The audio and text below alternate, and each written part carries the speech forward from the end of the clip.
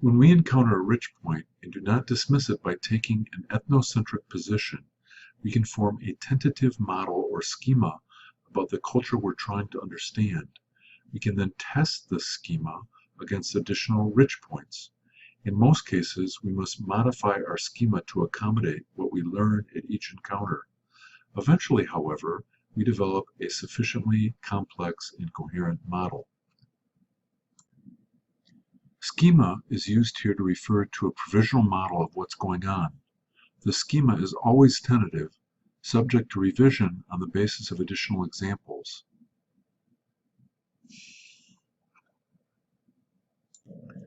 Schema is used here to refer to a provisional model of what's going on. The schema is always tentative, subject to revision on the basis of additional examples. The term refers to an outsider's effort to get a handle on what's going on in an unfamiliar culture, rather than an insider's intuitive grasp of the situation. To be effective, however, it must always take the insider's point of view into account. In addition to participation, cultural anthropologists use many techniques to gather information in the field.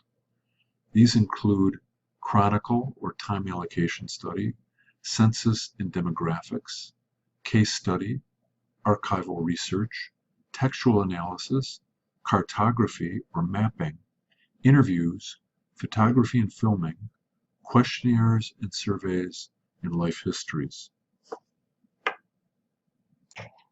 Increasingly, anthropologists are undertaking fieldwork in multiple field sites. Multi-sited research also allows anthropologists to follow migrants and trace transnational connections. Let's take an example. Since 1997, anthropologist Kenneth Guest has been undertaking multi-sited research in Chinatown, New York, and southeastern China. He began with a year-long study of Chinese immigrant communities in New York City, but soon realized that he didn't understand why immigrants were taking great risks to get here. Some hired human smugglers at enormous cost to come and work low-paying jobs in restaurants, shops, construction trades, and nail salons. So he decided to travel to China. In one village, 70% of the population now lives and works in the U.S. Once in the U.S., immigrants maintain connections with China. They travel back and build temples, roads, and schools.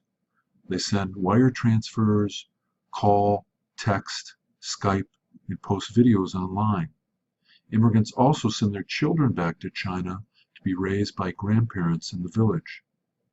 In China, local factories built by global corporations produce toys for Disney and McDonald's and Mardi Gras beads for the city of New Orleans. Local jobs provide employment alternatives that have not replaced migration out of China as the best option for improving lives. Guest's multi-sited fieldwork has thus allowed him to document and analyze a key feature of the contemporary global situation. Some fieldwork is driven by deductive approaches. This means that we might begin with a general hypothesis or theory and then gather data to confirm or deny that hypothesis through our fieldwork.